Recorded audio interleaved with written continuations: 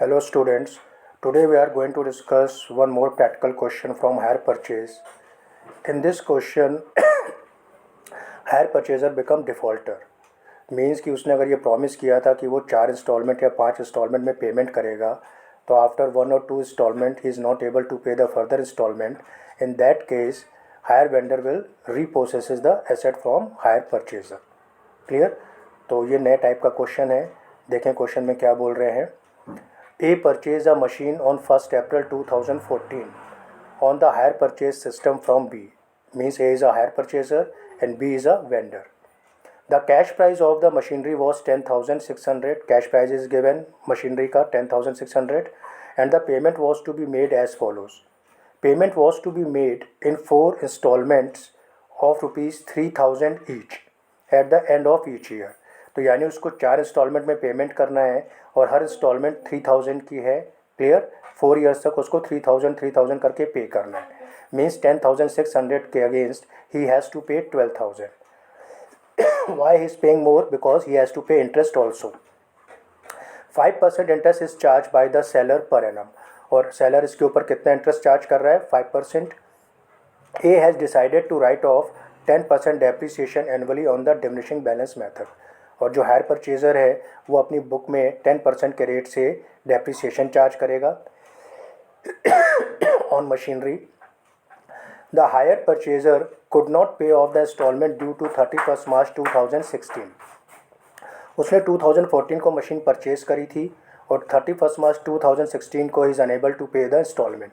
यानी ही paid only 2 instalment. ठीक है. 3rd इंस्टॉलमेंट के टाइम पे he become defaulter. He become defaulter at the time of 2nd installment. According to Hire Purchase Act 1972, as statutory proportion of hire purchase price has not been paid by the hire purchaser, the seller after completing all formalities took possession of the machinery. जब वो defaulter हो गया 2nd installment के time पर, ठीक है, वो further instalment पे नहीं कर पाया, तो सेलर ने जो हायर परचेज एक्ट में सारी formalities according to act 1972 fulfil करी और वो एसेट उससे वापस छीन ली. And spend ₹1,000 in overhauling the machinery thoroughly and sold it for 9580. Seller ने उस मशीनरी पे फर्दर ₹1,000 स्पेंड किए और उसको फर्दर 9580 में सेल कर दिया. Prepare the machinery account and hire vendors account in the books of A and hire purchaser account and repossessor stock account in the books of B. It's a lengthy question. तो video में मैं आपका इसको सिर्फ पूरा solve नहीं करूँगा, 50% solve करेंगे, रेस्ट हम लोग लाइव क्लास में डिस्कस करेंगे. तो क्वेश्चन समझ में आ गया है? ठीक है. सबसे पहले हम लोग क्या करेंगे? इंटरेस्ट कैलकुलेशन करेंगे. See how we will calculate interest. ये देखिए, calculation of interest. What is the value of your machine? Initially it is 10,600. The very first year interest will be charged at the rate of 5%. तो it is coming 530. Clear? 10,600 machinery की cash price पे 5% interest charge किया. Interest cost is coming 530. फिर आप क्या करते हो? Instalment पे करते हो 3,000 की. 3,000 की इंस्टॉलमेंट में इंटरेस्ट भी शामिल है और प्रिंसिपल अमाउंट भी शामिल है.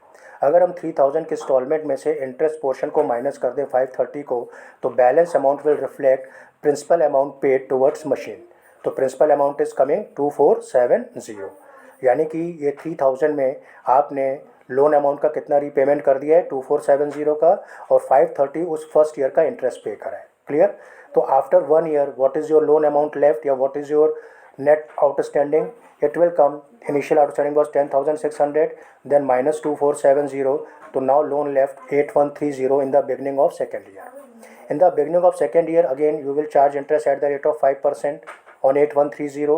Amount is coming 407. You should pay ₹3,000 at the end of 2nd year. ठीक है?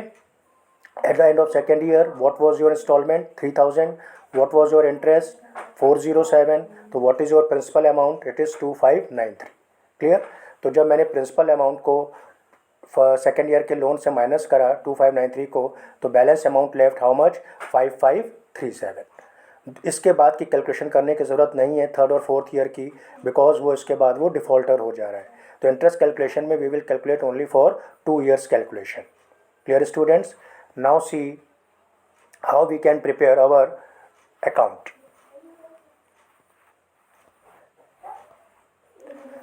in the books of hire purchaser. We are very first preparing book of hire vendor. ठीक है, who is hire vendor? Hire vendor is Mr. B. ठीक है, और mister B का जैसे मैंने आपको मेथड बता रखा था, credit purchase method, very first entry purchase of asset की करते थे हम लोग। तो एंट्री क्या करेगा परचेजर अपनी बुक्स में, machinery account debited to mister B. तो जब पोस्टिंग करेंगे तो ये पोस्टिंग हो जाएगी by machinery account 10,600 with cash price. Clear. Second entry होती थी कैश डाउन पेमेंट की, जो कि इस क्वेश्चन में गिवन नहीं है। थर्ड एंट्री होती थी interest due for the year. Interest for the first year is 530। तो ये आपने एंट्री क्या करते थे हम लोग उस समय, interest account debited to B, और जब पोस्टिंग करेंगे तो ये हो जाएगा बाय इंटरेस्ट 530। तो at the end of first year total dues कितने हो गए, 11,130।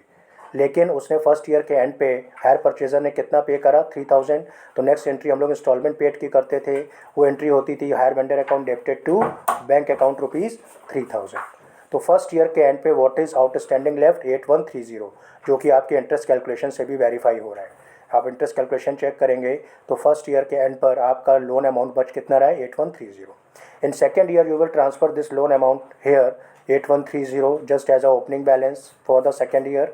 सेकेंड ईयर का इंटरेस्ट कैलकुलेट करेंगे, second year interest will come 407। तो at the end of second year your total outstanding is 8537। यानी अब इस समय आपको वेंडर को टोटल 8537 देने थे, बट 8537 के टाइम पर सेकेंड इंस्टॉलमेंट के टाइम पे हायर परचेजर बिकम डिफ़ॉल्टर। तो उस केस में क्या होगा, जितना भी अमाउंट होगा इस अमाउंट की वो एसेट रिपोजेस कर लेगा और एसेट वापस आपसे छीन लेगा। तो एंट्री क्या बन जाएगी आपके पास, be debited to machinery account. Now machinery is going out from hire purchaser, that's why he has created machinery account. और ये मशीनरी कौन लेके जा रहा है, वेंडर। तो उसने who is the receiver, vendor, तो उसने बी को डेबिट कर लिया। तो एंट्री क्या बनी, B debited to machinery account. और जो भी बैलेंस उस समय होगा उसी बैलेंस पे ये सेटल डाउन किया जाएगा 8537। ठीक है, rest account we will discuss in live class. Thank you class, I hope कि आपको ये क्लियर हो गया होगा।